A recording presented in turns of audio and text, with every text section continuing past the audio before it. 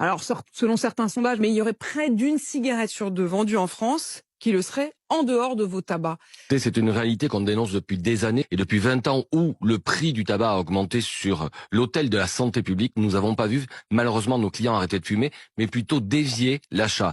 En tous les cas, il y a un chiffre que personne va contester, c'est celui de la période du Covid où les frontières ont été fermées. On a vu le marché français augmenter de 30 à 35%. Baissons le prix de 30% et les clients arrêteront peut-être les allers-retours, vu que de toute façon, il n'y a pas moins de fumeurs. Réalité. Et quand vous avez des opérations de douane, comme il y en a eu il y a quelques semaines qui s'appelle Colbert, 29 tonnes de saisie de tabac en 8 jours d'opération coup de poing.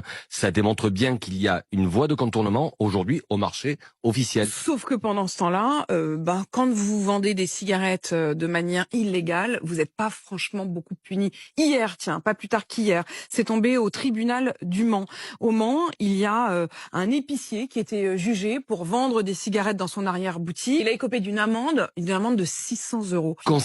Consternant pour les 23 000 professionnels que je représente, mes collègues,